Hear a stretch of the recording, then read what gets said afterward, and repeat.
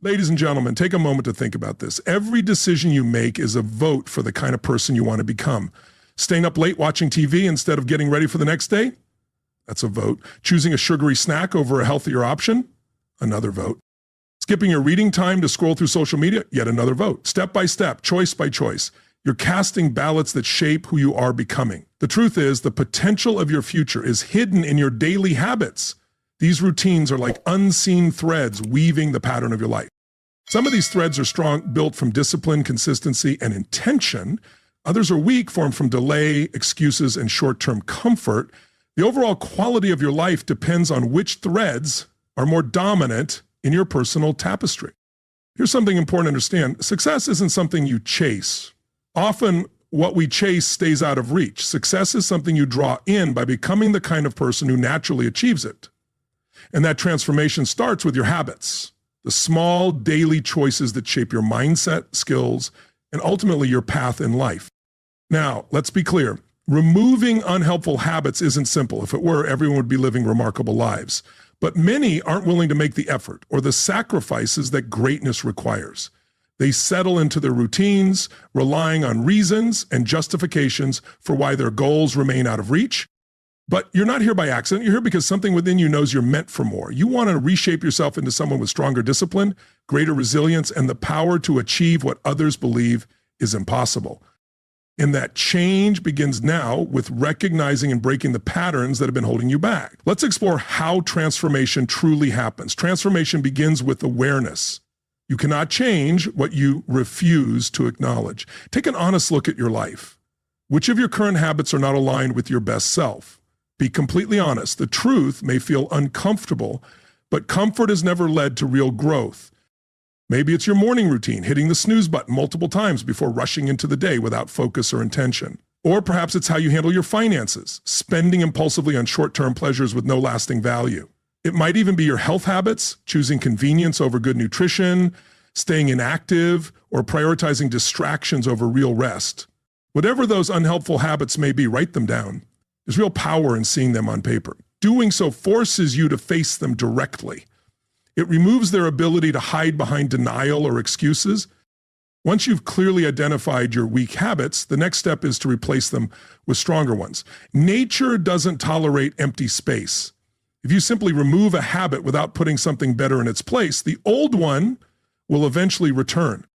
So for every weak habit, create a strong one to replace it. Instead of hitting snooze, build a morning routine that grounds and energizes you. Instead of spending carelessly, develop a budget that reflects your long-term goals.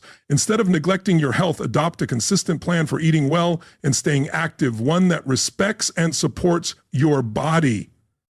But here's where many people struggle. They try to change everything all at once. It becomes overwhelming. And when results don't come quickly, they fall back into old habits. Avoid that trap. Start with just one or two key changes. Focus your energy there. Build consistency and confidence before adding more. Remember, the goal isn't perfection. The goal is progress. And small, steady progress adds up in powerful ways over time. Just a 1% improvement each day leads to a 37-fold improvement over the course of a year. That's the power of compounding. It applies to personal growth just as it does in finance. Now, let's talk about what I call the 5 steps to eliminating a weak habit. First, identify the habit and understand its triggers. What situations, emotions, or environments typically lead to this behavior? Awareness is always the first step to change. Second, create a strong reason to change. Your why needs to be powerful enough to carry you through the discomfort that comes with growth. When your why is clear, the how becomes much more manageable. Third, shape your environment for success. Remove temptations and triggers that feed the old habit. Instead, surround yourself with people, places, and tools that support your new path. Fourth, establish a replacement habit, something that aligns with your goals. Remember, nature dislikes a vacuum. If you remove a habit, you must replace it with something better or the old pattern will return. Fifth, be patient and stay consistent. Habit change is not a one-time event. It's a process. It takes time for new neural pathways to form. Stay committed, even if progress feels slow at times. Now, let's talk about the role of discipline in this journey. Discipline is the link between setting a goal and achieving it. It turns dreams into plans and plans into results. Without it, even the best strategy won't work. There are two kinds of pain in life, the pain of discipline and the pain of regret. Discipline may feel uncomfortable, but regret weighs far heavier. Choose your discomfort wisely. Discipline isn't about being hard on yourself. It's about caring for your future self. It's choosing today's effort over tomorrow's disappointment. It's understanding that the short-term discomfort of doing what's necessary is small compared to the deep, lasting satisfaction of becoming the person you're meant to be. And the best part? Discipline gets easier with practice. The more you train your discipline, the stronger it becomes. Over time, what once took serious effort becomes automatic, even enjoyable. That's when true transformation begins. Throughout my career, I've had the opportunity to meet thousands of successful individuals, entrepreneurs, artists, athletes, and philanthropists. And one thing is clear, none of them reached greatness by accident. Every one of them made intentional choices about their habits. They understood that excellence isn't a one-time act, it's a habit, as Aristotle once said. These individuals weren't necessarily more talented or lucky than others. They simply made different decisions about how to invest their time, energy, and attention. They chose discipline over regret. They eliminated weak habits before those habits could derail their dreams. Now let's take a closer look at some common weak habits and how you can replace them with stronger ones. Procrastination is one of the biggest obstacles to success. You tell yourself, I'll do it tomorrow, but tomorrow rarely arrives. Replace this with the habit of immediate action. When something needs to be done, take care of it right away. This one shift can dramatically increase your productivity and effectiveness. Negative self-talk eats away at confidence and holds you back. Replace it with positive affirmations and empowering questions. Instead of asking, why does this always happen to me? Ask, what can I learn from this? Instead of saying, I can't do this, say, I'm learning how to do this. Comparison is another weak habit that drains joy and distorts progress. Replace it with personal benchmarking. Measure yourself only against your past self, not against others. Focus on your own growth. Even the small wins matter. And finally, emotional reactivity leads to stress and poor decisions. Replace it with the habit of thoughtful response. Create space between what happens and how you react. Pause. Take a breath. Choose your response with clarity. Be intentional with your decisions. Choose thoughtfully instead of reacting impulsively. One common weak habit is information overload. Constantly absorbing news, social media, and emails, this fragments your focus and drains mental energy. Replace it with selective consumption. Be deliberate about what you allow into your mind. Prioritize quality over quantity and depth over breadth. Another habit that holds many back is saying yes to everything. It spreads your energy too thin and limits your ability to excel. Instead, adopt the habit of strategic elimination. Say no to good opportunities so you can say yes to the great ones. Remember, the greatest threat to the best is often the merely good. Now, here's a concept that completely shifted how I approach habit change. Identity-based habits. Most people focus on outcome-based habits. They say, I want to lose weight or I want to save money.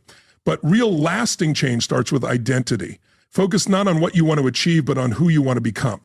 Don't say, I want to lose 20 pounds. Say, I'm someone who takes care of my health. Don't say, I want to save more. Say, I'm a disciplined manager of my finances.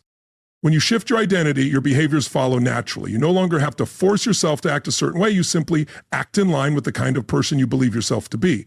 This change in mindset is powerful. It turns habit formation into a process of authenticity, not resistance. You're not fighting against yourself. You're stepping into who you truly are. You're becoming the person you were always meant to be. But this journey requires courage, the courage to let go of who you were so you can step into who you're capable of becoming, the courage to embrace discomfort instead of settling for what's familiar, the courage to risk disappointing those who are attached to the old version of you. And let's be clear, courage is not the absence of fear, it's the recognition that something matters more than fear. In this case, that something is your potential, the person you can become when you break free from the limits of unproductive habits. Now, it's important to address a key element in this process, the role of failure. As you work to eliminate weak habits, you will experience failure. Let me repeat that. You will fail. There will be times when old behaviors resurface, when your willpower fades, and when outside circumstances work against your best efforts. But here's the important truth. Failure is something that happens. It doesn't define who you are. Failing does not make you a failure. It simply confirms you're human. The real question isn't if you'll fail, it's how you'll handle it when it happens. Will you allow it to become an excuse to stop trying, or will you treat it as useful feedback to help you grow? Will you view it as proof that change is impossible or as a vital part of learning? High achievers, those who have rebuilt themselves by replacing weak habits, didn't avoid failure. In fact, they failed more often than most, but they kept going. They adapted, they learned, and eventually they succeeded. So when failure happens, and it will, don't criticize yourself. Don't treat it as confirmation that you're incapable of change. Instead, approach it with curiosity. What caused the setback? What can you do differently next time? How can you better prepare for success in the future? This leads to another essential factor in overcoming weak habits: accountability. Everyone has blind spots. We all face moments of struggle. We all need encouragement and support during transformation. Find someone who sees your potential and is committed to helping you grow. Share your goals with them, update them regularly, and allow them to hold you to your word, especially when you're tempted to slip back into old patterns. Accountability is not about criticism or blame. It's about love. Loving yourself enough to welcome others into your journey. It's about humility, acknowledging that no one can reach their full potential entirely on their own. And it's about wisdom, realizing that the right support can significantly increase your chances of success. I often share the story of two individuals trying to quit smoking. The first kept his goal to himself. When cravings hit, he had only his own willpower to rely on. The second told everyone around him, family, friends, coworkers. When he struggled, he leaned not only on his own strength, but also on the support and expectations of his community. Now ask yourself, who had a better chance of success, the one who kept quiet or the one who embraced accountability? The answer is clear. We're social beings.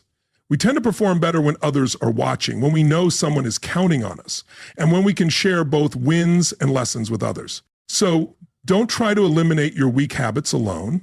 Bring others into your process. Be honest about your challenges. Celebrate your progress together. Learn from each other's journeys. Now let's talk about patience. We live in an age of instant gratification. We expect results quickly, sometimes immediately. But real habit change doesn't work that way. It takes time for new brain pathways to develop. It takes time before new actions start to feel natural instead of forced. You may have heard the idea that it takes 21 days to form a habit. The truth is more nuanced. Depending on the habit, the person, and the situation, it can take anywhere from 18 to 254 days for a new behavior to become automatic. On average, it's around 66 days, over 2 months of consistent effort.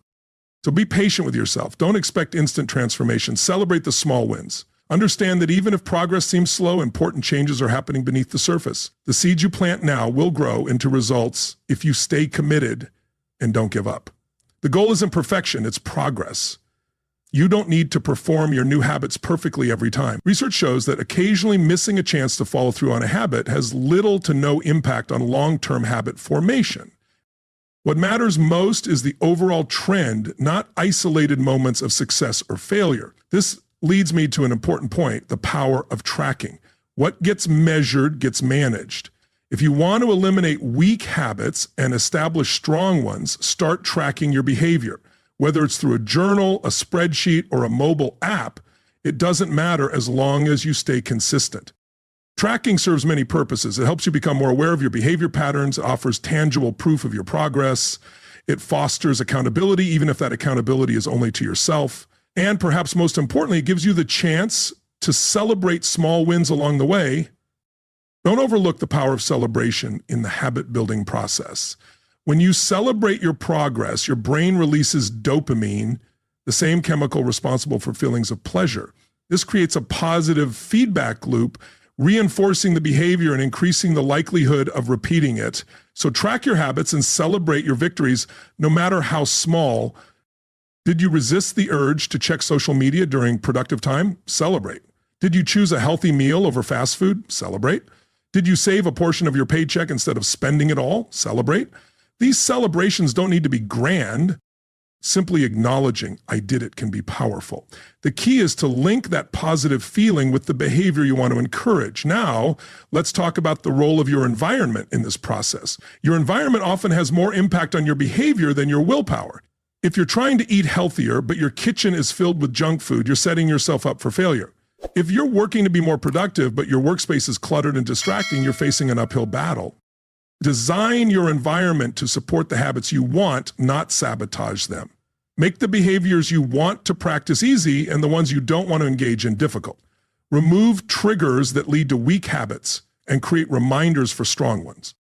For example, if you want to read more, place books in visible spots around your home and keep your devices out of sight. If you want to exercise in the morning, lay out your workout clothes the night before. If saving money is your goal, set up automatic transfers to your savings so you don't have to rely on willpower every month. This approach to designing your environment is rooted in a fundamental truth about human behavior. We tend to follow the path of least resistance. By making the habits you want to build the easiest option, you're leveraging this natural tendency rather than fighting against it. Now, let's talk about the role of identity in this process. As I mentioned earlier, the most powerful way to change your habits is to focus on who you want to become rather than just what you want to achieve. But how do you change your identity?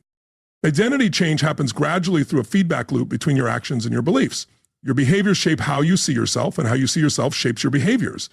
It's a cycle. To change your identity, start by taking small actions that align with the person you want to become. These actions may feel uncomfortable or unnatural at first because they conflict with your current self-image. That's normal. Keep taking those actions. Over time, as you continue to act in ways that reflect your desired identity, your self-perception will begin to shift. You'll begin to see yourself as the kind of person who engages in these behaviors.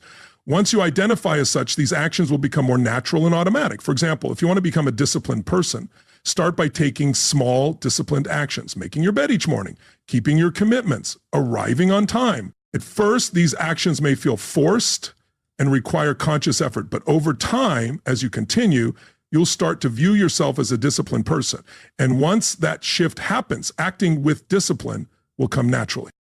This is why I often say that motivation follows action, not the other way around. Many people wait for motivation before taking action, but that's the wrong approach. Take action first, even when you don't feel like it, and motivation will follow. Action creates momentum, and momentum fuels motivation. Now let's discuss a common obstacle in the habit change process, the influence of your social circle. It's often said you are the average of the 5 people you spend the most time with. This isn't just a catchy phrase, it's a powerful truth about human behavior. Your social environment shapes your norms, expectations, and aspirations. If you're surrounded by people who engage in the very habits you're trying to eliminate, your journey will be much harder. Their behavior will trigger your old patterns and undermine your efforts.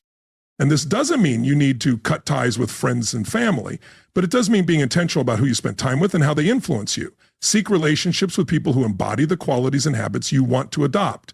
Limit time with those who reinforce your weak habits, and remember that influence works both ways. As you work to eliminate your weak habits, you'll become a positive influence on those around you. Your transformation can inspire others to begin their own journeys of growth and change.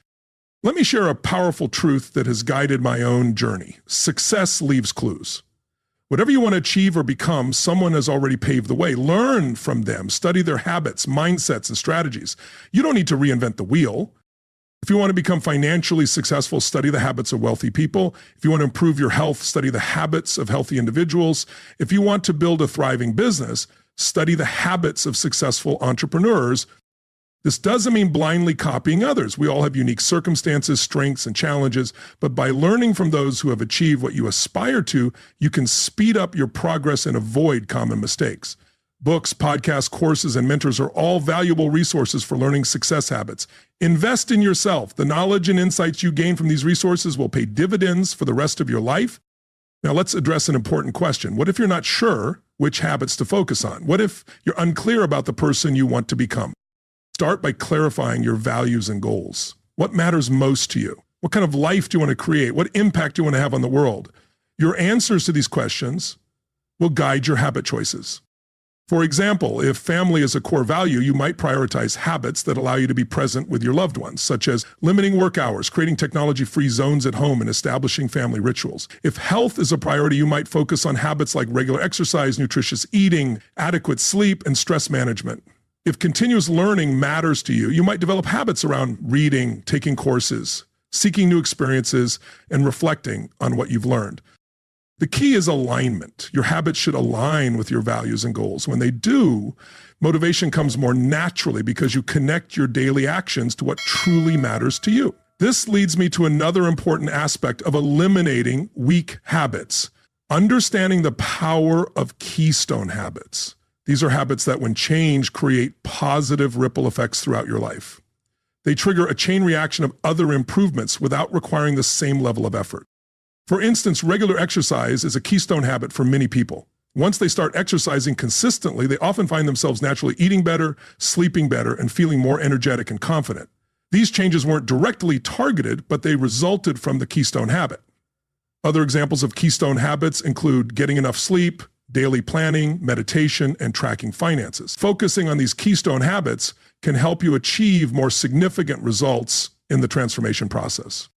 Now let's discuss the role of systems in eliminating weak habits. Goals are important because they provide direction and motivation, but systems are what lead to results. A goal is the outcome you want to achieve, while a system is the process that gets you there. Too often, we focus only on goals without creating effective systems to support them. For example, we say, I want to lose 20 pounds, but don't establish a sustainable diet and exercise plan. Or we say, I want to write a book without setting up a regular writing routine. The issue with this approach is that once a goal is achieved, the behavior often stops. But when you fall in love with the system, the daily process, you continue the behavior long after the goal is reached. So set ambitious goals, but then focus on creating and implementing the systems that will lead you to those goals. Fall in love with the process, not just the outcome. Let me share a story that illustrates this principle. I once knew a man who set a goal to run a marathon. He trained hard for months, completed the marathon, and then stopped running altogether. Once the goal was achieved, the behavior stopped. I knew another man who also set a goal to run a marathon, but instead of focusing only on the race, he focused on becoming a runner. He created a sustainable running practice that fit into his lifestyle. He joined a running club and explored different types of runs, trails, tracks, and roads. After completing the marathon, he continued running because he had fallen in love with the process. The marathon was simply a milestone on a longer journey. Which approach do you think leads to more lasting change, the goal-focused approach or the system-focused approach? The answer is clear. Systems are more effective than goals when it comes to long-term transformation. Now let's address a common misconception about habit change, the idea that it's all about willpower. Willpower is a limited resource. If you rely solely on willpower to break weak habits, you'll eventually run out of it and fall back into old patterns. Instead of relying on willpower, focus on designing your life to reduce the need for it. Create an environment that supports your desired habits.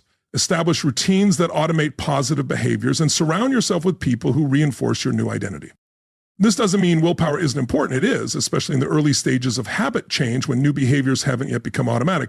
But willpower should be your backup system, not your primary strategy. Think of willpower like emergency savings rather than your regular income. You don't want to drain it on day-to-day challenges. You want to save it for unexpected obstacles. Let me share another powerful strategy for eliminating weak habits. Implementation intentions. These are specific plans that outline when, where, and how you'll perform a certain behavior. They take the form of, when situation X arises, I will do Y.